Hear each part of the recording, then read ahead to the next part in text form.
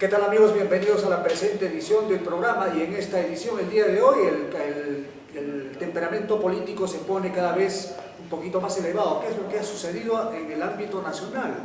Estas pequeñas disputas al interior del Partido Nacionalista, el congresista Heriberto Benítez discutiendo con el señor Danilo Urresti por una candidatura de un personaje de la farándula. Entonces, la política nacional se pone un poco farandulesca por otro lado.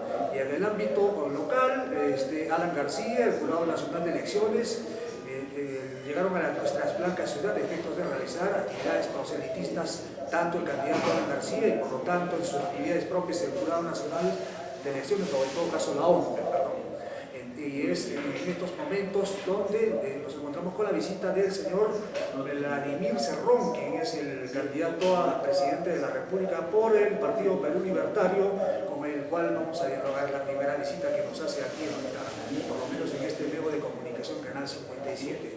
Vamos a ver y dar a conocer de qué trata, en efecto, su candidatura, las bases doctrinarias y fundamentales de su candidatura que ofrecerá al electorado peruano y sobre todo arequipeño. Le damos la más cordial bienvenida al señor Vladimir Cerrón. Bienvenido, candidato. Buenas noches, señor periodista, muchas gracias. Un saludo a todo el pueblo arequipeño que me permite ingresar en sus hogares, y un saludo también a ustedes por permitirme este espacio. Bien, antes de entrar a la parte organizativa propiamente de su partido, como lo viene trabajando, ¿desde dónde nace Perú Libertario en su afán de postular a la candidatura? Sabemos muy bien que usted ha sido presidente del gobierno regional de Junín. Habida cuenta que entonces ya hay una cierta experiencia en la administración pública o en la responsabilidad del Estado. Entonces, ¿cómo usted sugiere y piensa incursionar en participar en la presidencia de la República para esta campaña electoral, en estas contiendas electorales? Bien, Perú Libertario nace a partir de un movimiento regional que nosotros lo gestamos en Junín, con el cual llegué a la presidencia regional el año 2010. Y después decidimos pasar a la condición de partido político, y en 4 años y medio inscribimos el partido. Es un partido de izquierda, un partido provincial, un partido que lleva la voz descentralista, un partido que ha generado nuevos cuadros en el aspecto generacional cuantitativo, pero también de las ideas, un partido que no está hipotecado a las ONGs, no está hipotecado al empresariado transnacional ni nada por el estilo, y entonces decidimos hacer un plan de gobierno el cual recoge las aspiraciones del pueblo, que no recoge otros planes de gobierno de los partidos de la derecha o los partidos tradicionales. Correcto, pero al mencionar que ideológicamente usted está posicionado en un sector de la izquierda, ¿esto quiere decir que ustedes también están cuestionando el modelo económico que en estos últimos años se ha venido aplicando en nuestra nación? Definitivamente, nosotros somos un partido, si se quiere decir, antisistema, en el sentido que cuestionamos mucho cómo se lleva el modo de producción del país, tanto de generación de riqueza como del reparto de la riqueza. Estamos lamentablemente en un Estado que está regulado por el mercado, y queremos un Estado que regule el mercado. Estamos en un Estado centralista. Lima está manejando el 74% del presupuesto de todos los peruanos, y queremos cambiar eso por un Estado descentralizado y federal, en que cada región haga usufructo del 100% de lo que se produce en su territorio. Estamos en un Estado primario exportador de materias primas, y queremos pasar al Estado industrializado. Estamos en un Estado privatizador, y queremos pasar al Estado que rescate todos los recursos, bienes y servicios de la patria, es decir, nacionalizar nuestros recursos naturales. Bien, al mencionar usted, el tema de las materias primas y al cuestionar el modelo primario exportador, esto implica estar precisamente en contra de las inversiones mineras, en contra de estas pretendidas inversiones, como sucede en Tía María, como sucede en Conga, o tienen el mismo discurso de los grupos también de izquierda que son el Frente Amplio, o son divergentes. Yo creo que Perú Libertario es un partido con mayor firmeza en cuanto a su propuesta. Nosotros estamos en contra de la minería siempre y cuando colisione con la agricultura, con las fuentes de agua y con el medio ambiente cuando sea algo insalvable. Y si la minería se va a asentar en lugares donde no colisiona bruscamente con este tema y se pueda manejar, definitivamente pueda darse. Es decir, no somos esos antimineros sesgados. Lo que sí queremos es que la minería tenga que revisarse todos sus contratos que se han hecho y que el reparto de utilidades o ganancias se inviertan totalmente en el sentido de que el Estado ahora deba hacerse acreedor del 70% y solamente el 30% para la transnacional, aspecto que hoy día es inverso. El Estado solamente tiene el 30% y de ese 30% que recupere el Estado, el 74% se lo tiene Lima. ¿O es que acaso ustedes también están pretendiendo hacer calco y copia del modelo boliviano, señor Vladimiro Cerrón? Mire, el modelo boliviano es un modelo muy expectante en el sentido de que ha logrado, por ejemplo, tiene gas a 8 soles, pero eso es producto de la nacionalización de sus hidrocarburos. Nosotros queremos el gas al mismo precio, pero no nos decidimos todavía como una voz unificada en el pueblo de que tengamos que nacionalizar. Y Perú Libertario lleva esta propuesta, sin temores. Hay que nacionalizar el sector minero, el sector petrolero e hidrocarburo y el sector hidroenergético del país. Pero sin embargo, hay alguien que gana más que estos tres sectores, que es el sector de las telecomunicaciones, con la Telefónica del Perú y la Telefónica Móvil. Aspecto que inclusive ni siquiera quieren pagar sus impuestos. Fíjense que debe 4.400 millones de dólares, que es prácticamente el presupuesto de la educación pública en un año fiscal. Pero sin embargo hay un sector de la clase política que señala que bajo este modelo que usted pretende aplicar a nuestra nación, podría de alguna forma espantar las inversiones privadas, que es lo que precisamente el Perú necesita traer, las inversiones extranjeras y por lo tanto invertir en el Perú. Es totalmente falso. ¿Puede ir acompañado? Veamos, por ejemplo, a Bolivia. Bolivia no solamente está adjudicándose el 70%, sino el 82% de las ganancias en hidrocarburos y minerales. Han nacionalizado 1.437 minas. Entonces, con todo eso no se han ido los privados. ¿Por qué? Porque les es rentable, todavía tienen ganancias sobre eso, con el 18%. Nosotros aquí le estamos dando el 70% y eso es en la firma. Realmente, ¿cuántos estarán llevando? Entonces, si nosotros no nacionalizamos, no vamos a tener dinero excedente, con lo cual entraríamos a la industrialización, generaríamos empleo, fortaleceríamos nuestros sectores de educación, salud, agricultura, transporte y sostendríamos los programas sociales que se han iniciado pero que deban tener fecha de caducidad, porque toda la vida no vamos a estar viviendo del asistencialismo.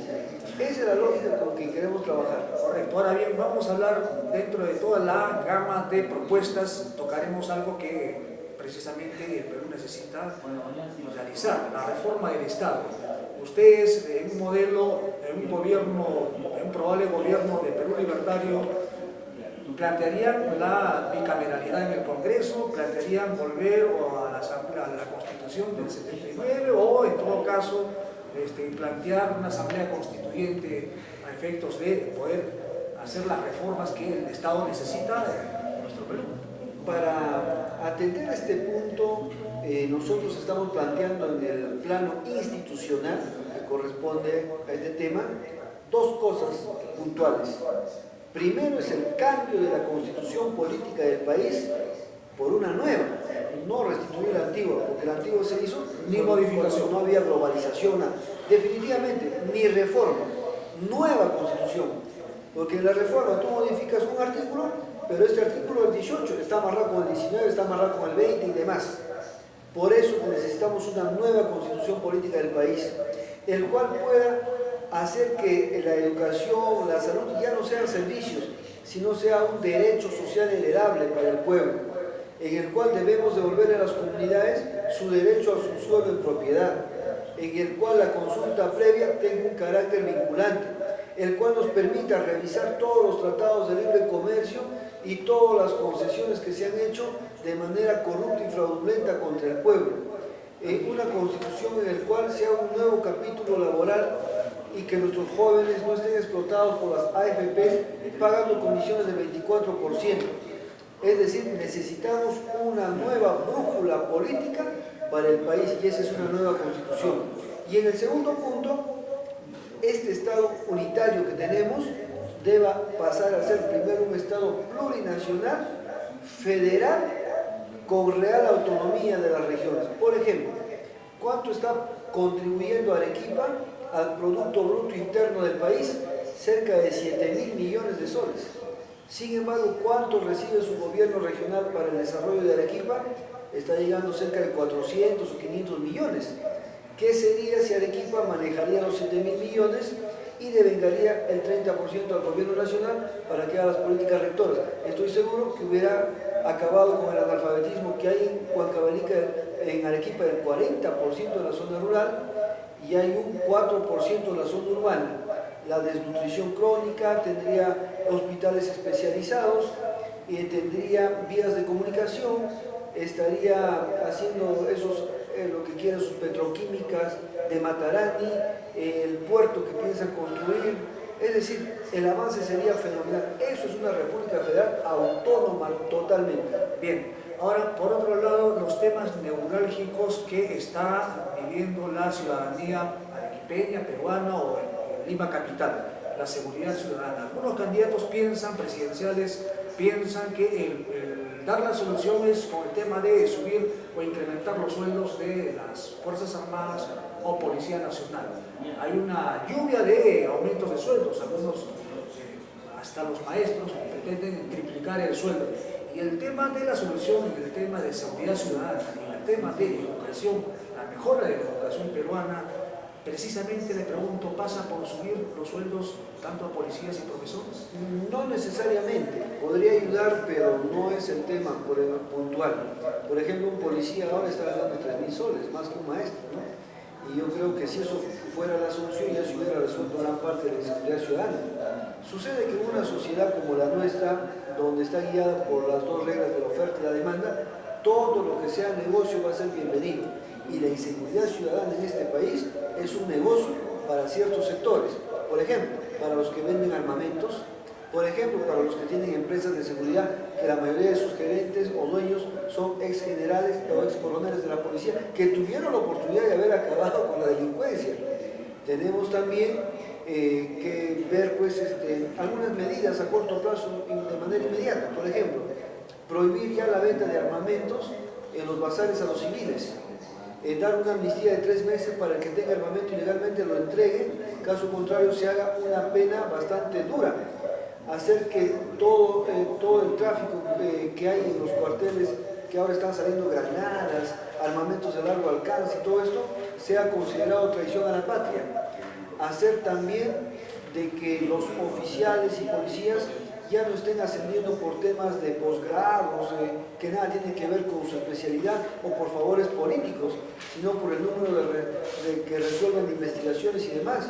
Necesitamos también modificar el sistema penitenciario en el cual los presos tengan que producir, tengan que trabajar y hacer que el 50% lo cobre la familia, el 30% lo cobre él para su autosostenimiento en el penal y un 20% a una cuenta de ahorro para cuando él salga.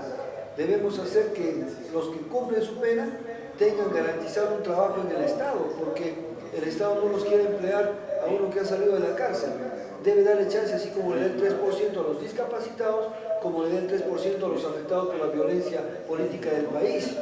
Debemos ver también de que la mayoría de edad ya debe reducirse a 16 años para que no estén utilizando a los menores de edad haciendo crímenes y escudándose tras una falta versus un delito. Es decir, aquí hay muchas cosas que trabajar y se pueden hacer. Por ejemplo, los policías y militares solamente deben portar armamento de reglamento. ¿Por qué tienen armamento independientemente del de reglamento? ¿Y para qué lo tienen? Entonces, bien, muchas cosas hay que reformar aquí.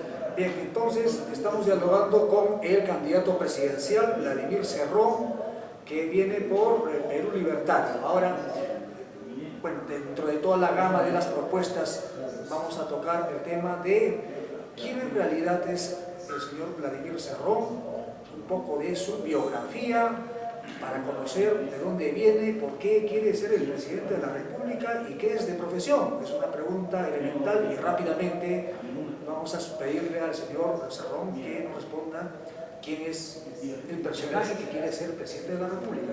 Bueno, Vladimir Cerrón, quien les habla, es un provinciano nacido en Chupaca, que es una de las 9 provincias de la región Junín, aledaña a Huancayo. Antes pertenecía a Huancayo, pero ya se independizó Chupaca. Tengo 45 años, soy médico neurocirujano de profesión, estoy trabajando en el Hospital del Seguro Social de Huancayo, nombrado en la Universidad Nacional del Centro del Perú, en la Facultad de Medicina Humana. He sido presidente regional del 2011 al 2014. He realizado mis estudios por 11 años en la República de Cuba. Y bueno, el resto ya pues saben que soy en política y soy candidato y llevo una propuesta distinta a la derecha y a todos los que se dicen neutros, cuando realmente en la política no hay nada neutro. Y distinta al Frente Amplio igualmente. Distinto del Frente Amplio por muchas cosas también. Primero porque somos un partido nacido y forjado en los Andes del Perú, es decir, en el Perú profundo, no en Lima. Somos un partido que no tiene financiamiento de ONGs como lo tienen ellos de USAID. Somos un partido que está abiertamente en contra del imperialismo que explota nuestro país versus otros partidos que la CIA mediante el NDA han manejado sus elecciones internas. Es decir, hay muchas cosas que nos diferencian y eso no ha permitido pues la unión que reclama el pueblo con toda razón, pero a veces no conoce estas especificidades que impiden la unidad. Bien, entonces, tratándose de un provinciano, como lo sostiene el señor Vladimir Cerrón, ¿cuál sería el objetivo o el objetivo de largo aliento para poder conformar las macroregiones? En todo caso, vamos a preguntarle qué es lo que piensa hacer con la macroregión sur del país a efectos de consolidarlo en toda su articulación económica, descentralista y poder llevar adelante este viejo sueño que tenemos desde ya articulado, pero que en términos políticos falta afianzarse tanto económicamente y en este tema que corresponde en efecto a la reforma del Estado. Yo creo que la descentralización hay que irlo trabajando poco a poco, esto es un proceso. En tal sentido de que, por ejemplo, el presupuesto de este año fiscal es 138.000 millones de soles. Como presidente, ¿qué haría yo? Le daría de entrada 1.000 millones de soles a cada gobierno regional. Y con eso habría gastado 26.000 millones de soles y me quedaría con casi 110.000 millones de soles todavía.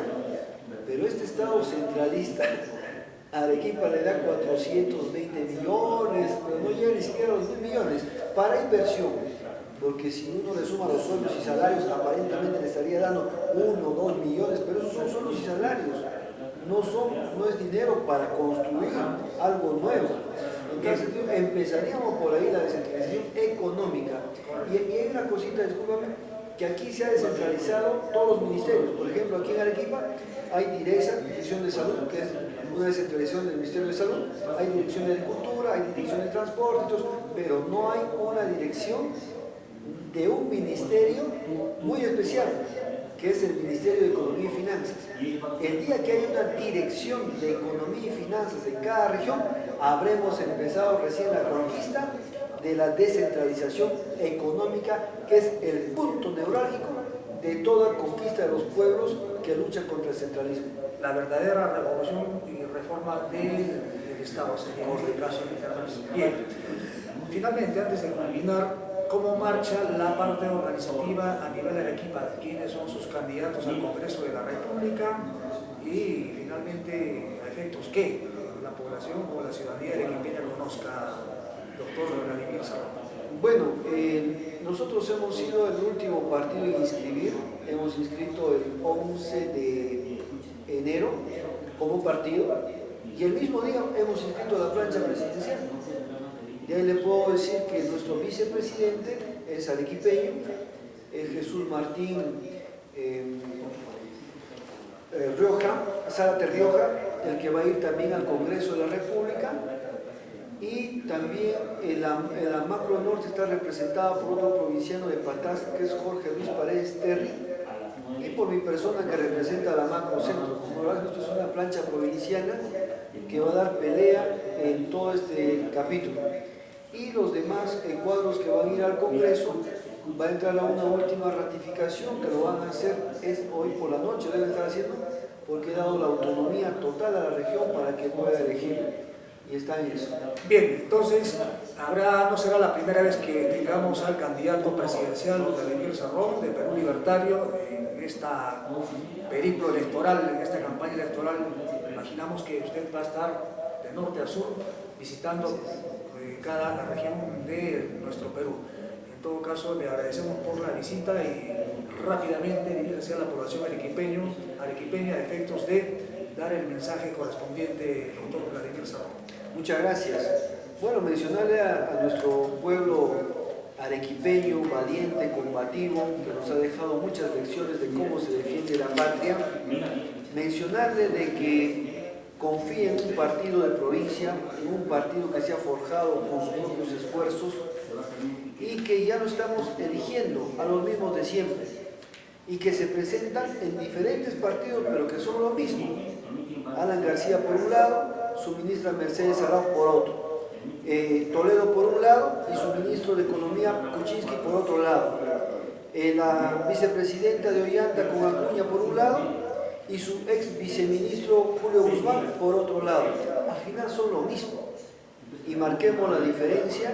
Si bien es cierto no tenemos una campaña millonaria, pero tenemos la fuerza de la verdad y de las ideas y la dignidad del pueblo que tiene que rescatar, y que con Perú Libertario vayamos a construir una nueva patria con una nueva constitución. Bien, gracias por la visita y hasta la próxima y suerte en esta campaña electoral del doctor Vladimir Cerrón. Nosotros nos vamos a una pausa y retornamos con más. Mañana a las 5. Mañana tiene meeting. Mañana tenemos un meeting en la Plaza España a las 5 de la tarde, donde invito a todo el pueblo a escuchar nuestras propuestas. Ok, entonces queda resaltado. Mañana un meeting en la Plaza de Armas a las 5 de la tarde de Perú Libertario a cargo del señor Vladimir Cerrón. Así que están invitados a este meeting en la Plaza España. Ok, nosotros nos vamos a una pausa y retornamos con más información respecto al acontecer político del día de hoy. Alan García en estos momentos debe estar aún en su gran meeting en el Estadio Huracán, pero retornamos con más información en el ámbito político.